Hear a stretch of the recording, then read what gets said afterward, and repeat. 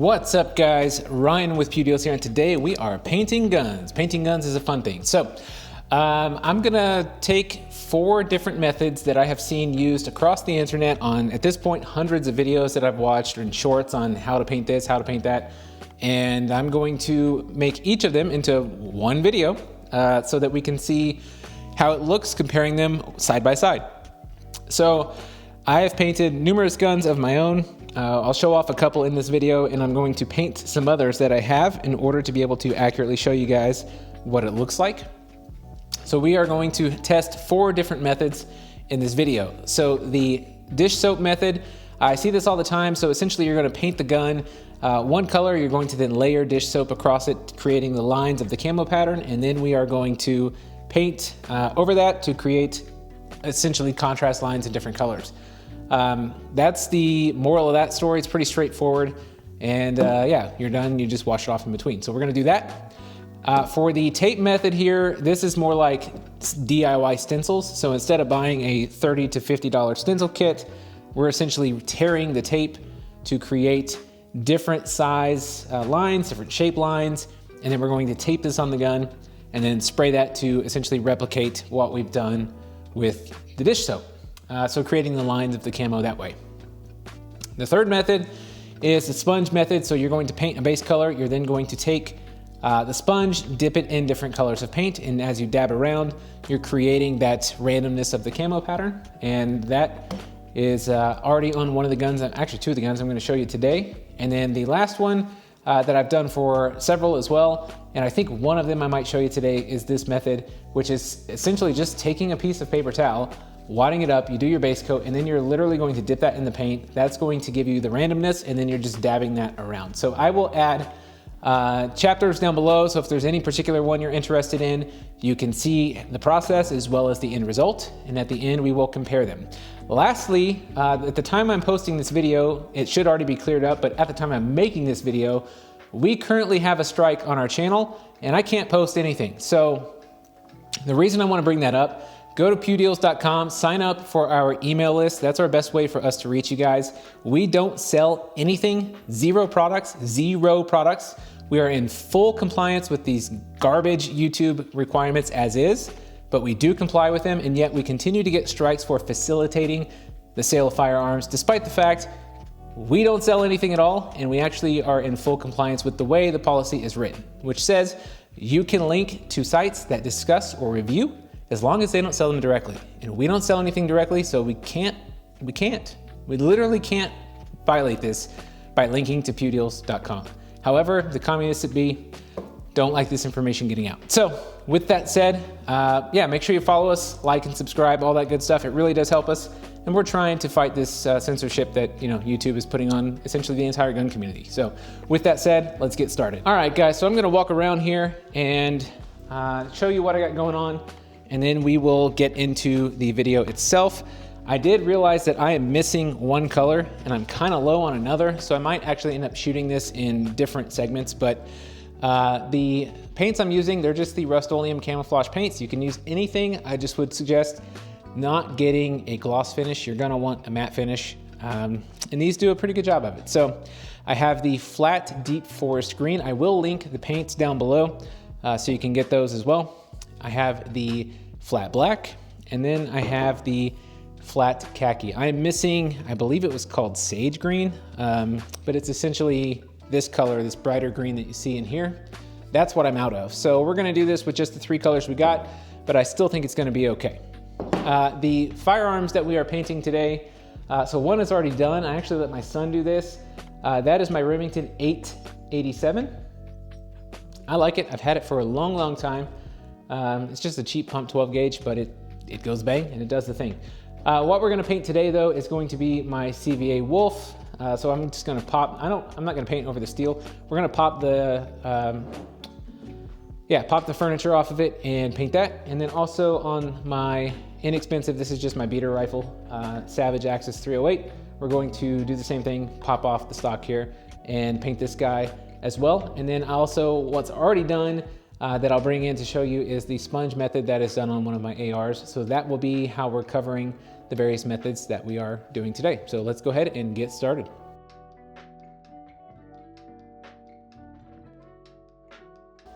All right, guys, so I am still working through getting the pattern taped on here. As you can see, I'm not even gonna do a flat black for the first coat because, to be honest, I really don't care that much. This is already a pretty flat black and I don't feel the need to waste the paint on it. I didn't degrease it either because in the field you might not have that opportunity to stop and do that, so I don't want to do it here. And what I've done is obviously disassembled the gun, taken the stock off. If I was actually painting this for something other than just my, essentially a backup deer hunting rifle, I would for sure paint the barrel and the optic along with it. I just don't want to do it for this video. I might do it on another video in the future if there's another cool method I find it as to how to paint it. But what I will say is already the time it's taken me to do the front half of this for the first layer of paint is already more time than it would take me to have done the sponge method already across the entire gun if I was actually painting. So if you're in a hurry, this method or any stencil method is definitely not going to be the way to go. So I'm gonna keep going though. I'm gonna get everything else taped on here and then we will continue on to actually spraying it.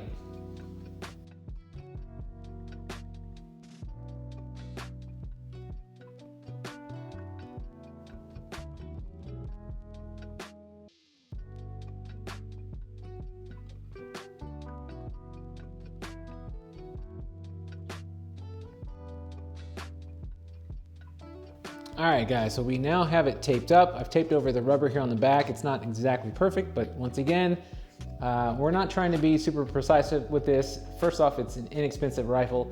Secondly, if I'm trying to be super accurate and make it the most visually appealing thing ever, I'm gonna probably just go get it Cerakoted or do something like hydro dipping, something like that. So this is just a DIY rough camo paint job. So everything that is taped will stay black. The other colors will come through. So we're going to go ahead and hit it with the first color, which is going to be this dark green. Every knot, every bead, made by hand right here in the USA. Ranger beads aren't factory made. They're built slow, the way gear used to be, using 100% USA materials.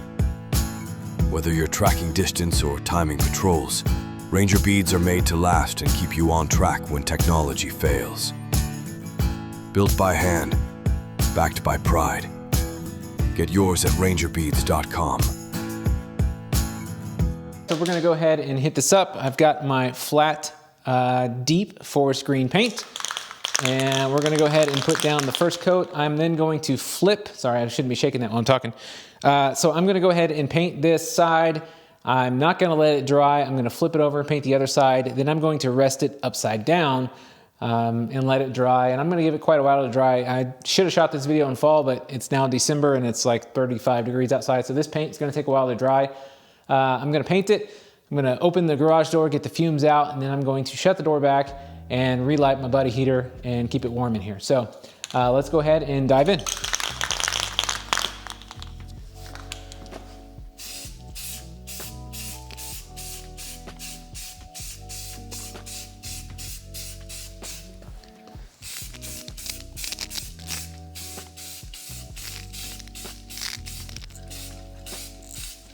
Now, as you're doing this, light coats are preferred. Make sure you also get the bottom nooks and crannies that are gonna hide. The back I don't need to worry about on this one because I've got a rubber butt pad on it. I do need to get the front. I did tape the front as well, and now I'm going to walk around and get it from the top angle here.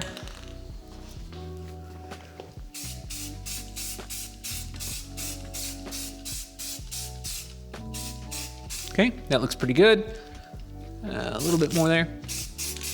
And then we're gonna flip this guy over. Get this side.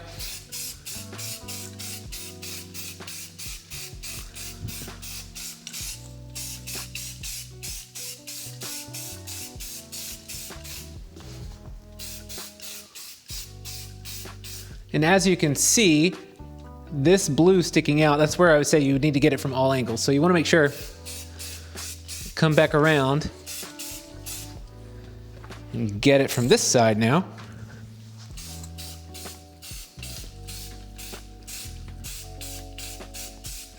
And really make sure that everything is there. So now I'm gonna open up the door for a second, get these fumes out, and then we'll relight our heater, let it warm up in here, let this dry, and then we'll continue on.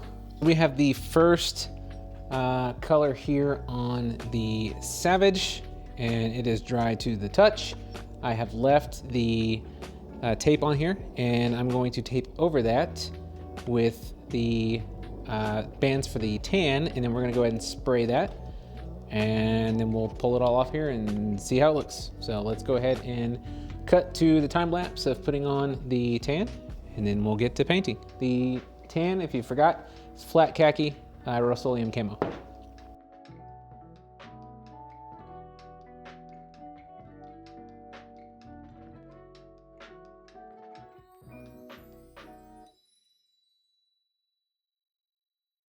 So we are outside now. It is about 40 degrees outside. Terrible day to be painting, but I'm gonna do it anyway.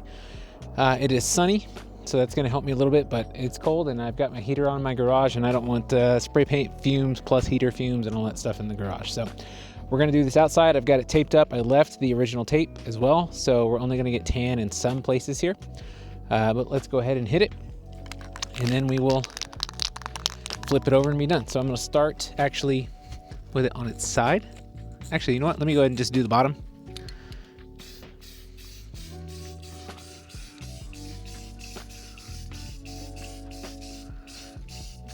This paint sprays like it's 40 degrees out here too.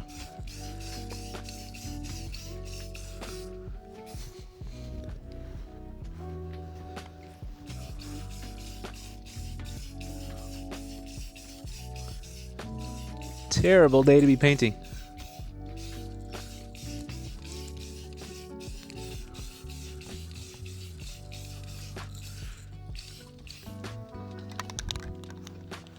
I'm going to move my camera a little bit because of the wind here.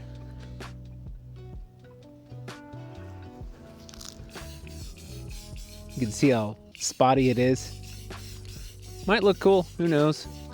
If it's bad, I'll just clean it off and do it again later.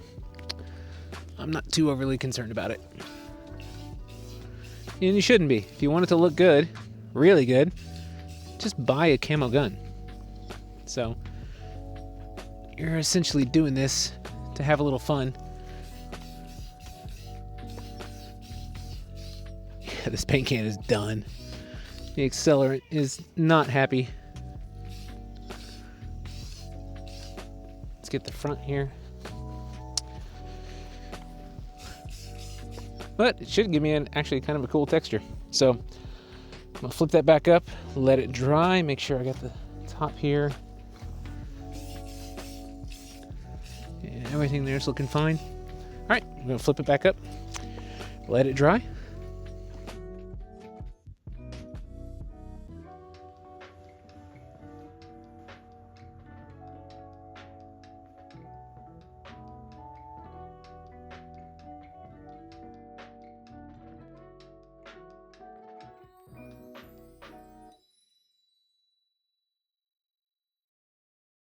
All right, guys, so now we're out here for the dish soap method. This is the Dawn, and what I've seen says that you should do this and then let it sit for at least 10 minutes. I'm not really sure the reasoning for letting dish soap sit on something for 10 minutes, so I'm gonna say screw that. We're gonna put the dish soap on it, and then I'm gonna spray it, and then we're gonna see what it looks like. It's probably gonna need a little bit of finagling because I have this rested how it is, but I don't have a way really to hang it to do it out here.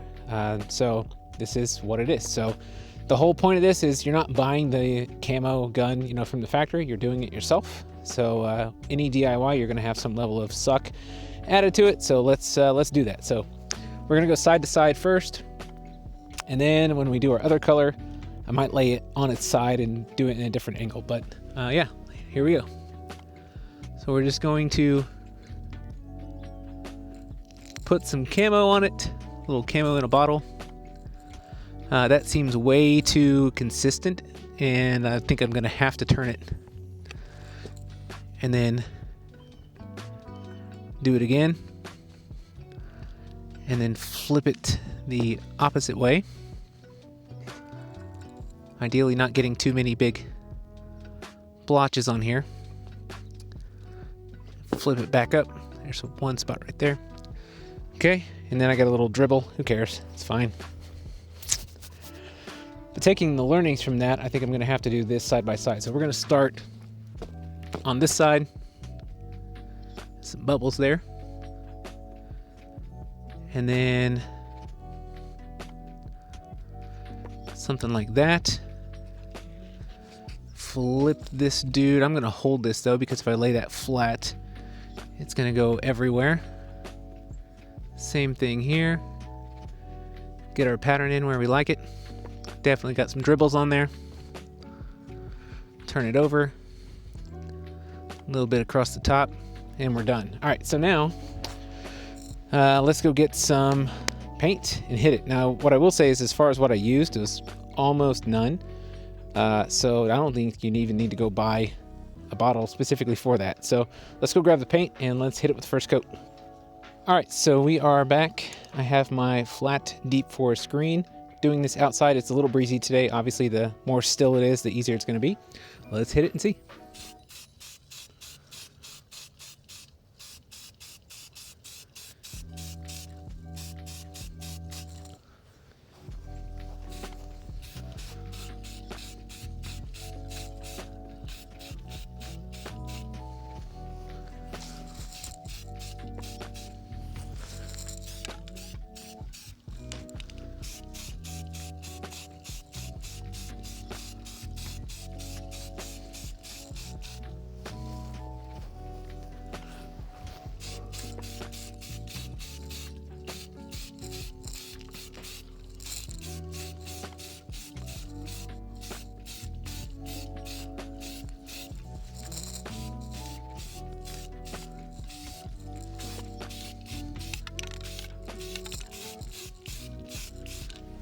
Okay,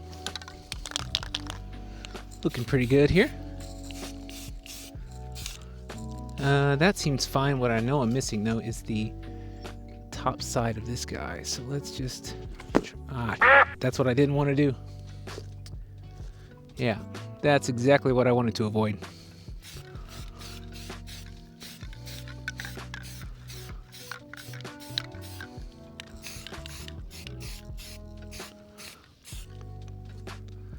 All right, so let's see now.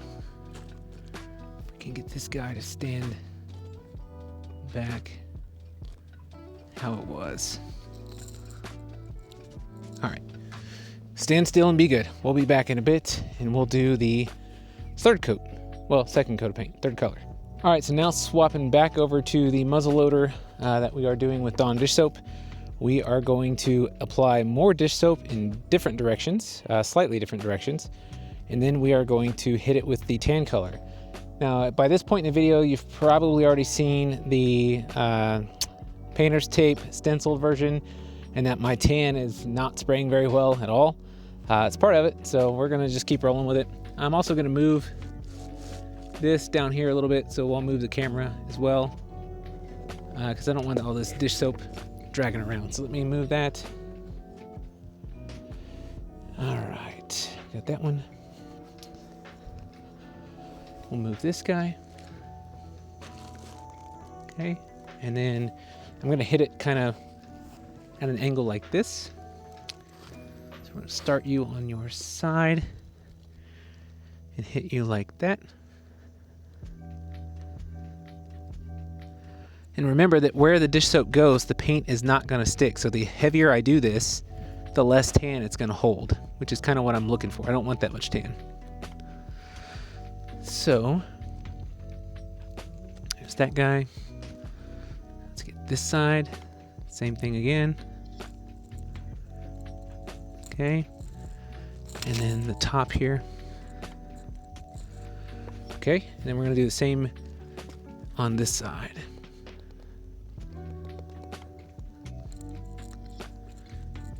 Remembering once again, wherever the dish soap goes, paint is not gonna stick. So if you want it to be light in that color, go heavy with the soap. Just like that. All right, let's go ahead. There's a bubble. Let's go ahead and grab the paint and we'll hit it. Got the khaki Rust-Oleum, and we are going to hit the muzzleloader furniture here. And we'll then give it probably about 2 hours to dry. I'm losing daylight, but we're gonna give it a couple hours, and then I'll wash all this off and we'll see what the finished product looks like. As you can see, my tan is not spraying very well.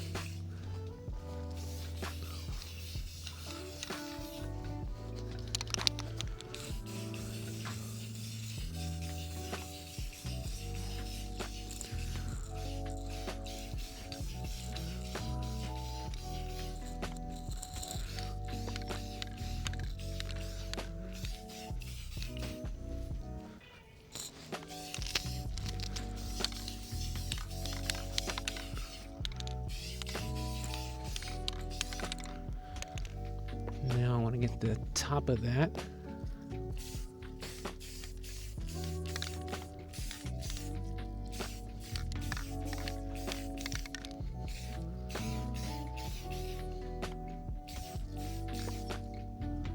Okay, set that guy back down, get it where it'll stand up.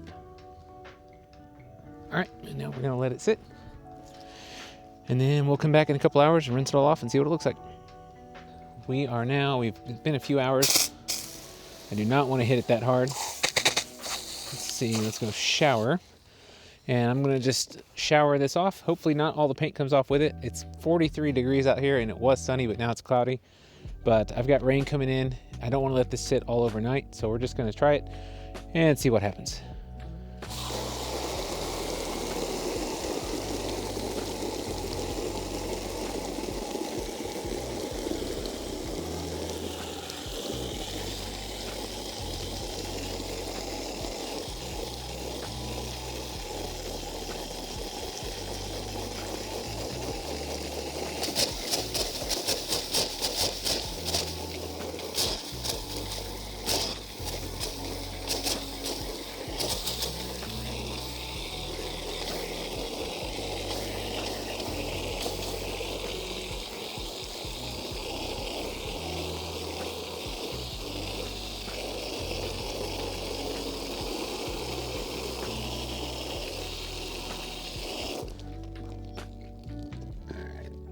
It over.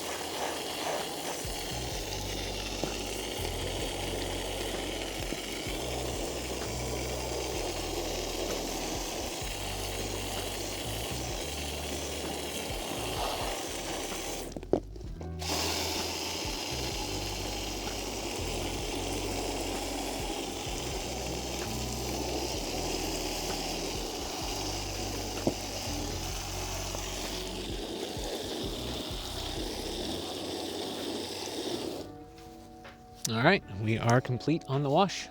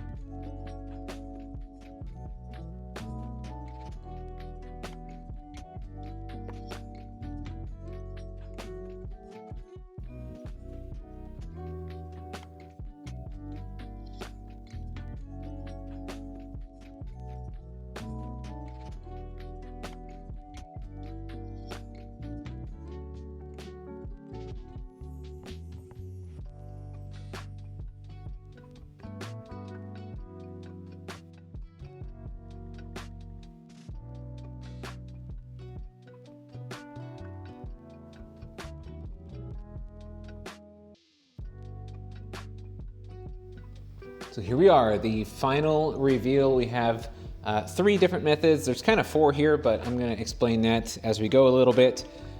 Starting up top here, we have the dish soap method. This is on the CVA Wolf, and I think this turned out very well. The black is the natural black of the furniture, and then I did the green and the tan. As you saw, the tan not spraying very well actually worked really well to give me this kind of fade that I was looking for. And I think this is more indicative of the environment where I'm at and the time of year I use this. So I'm in Tennessee, and muzzleloader deer season is the first couple weeks in November typically, and that moves around obviously. But during that time, we definitely have more green than we do tans and browns. So the only thing I forgot to do was put the cap back on here. So I actually painted this later, and as you can see, the camo doesn't quite match because I did it differently. You know, it wasn't at the same time, but it's fine. And then I just hit this with the matte clear as well. So a couple things about the clear is that it's dried to the touch within just a few seconds, and well, maybe a couple minutes, but it's, I think it's gonna do a great job of keeping this paint on here. And I will explain that in a second as we move through here. So that is the dish soap. What I really like is how this turned out up top, where this was actually upside down. So this was pooling and then dripping off of here. But I think it looks really good. So overall, very happy with the dish soap method. It is the most amount of cleanup. I'm not so sure it's the most amount of work overall. That might still be the stencil method. But you do have to wash this very well when you're done. You do have to give it time to dry. Obviously, you don't want to put wet parts back on your gun and rust your gun out. So that is the dish soap method. Next up, we have the stencil method, or painter's tape is what I used in this case. And I would say this worked pretty well. Definitely more work than doing the dish soap. Definitely more work than doing the sponge method, but overall I think it came out really well. I'm happy with it. I'm okay with the little bit of sheen that you get from the matte clear coat. I did do the magazine separately. I didn't do it when I did it, but it actually fits really well. I'm totally happy with that. And then since I also disassembled this when I did it, you know, obviously there's no paint or anything or anything on the barrel or optic, but this is my, you know, backup deer gun, so I don't really care about paint there.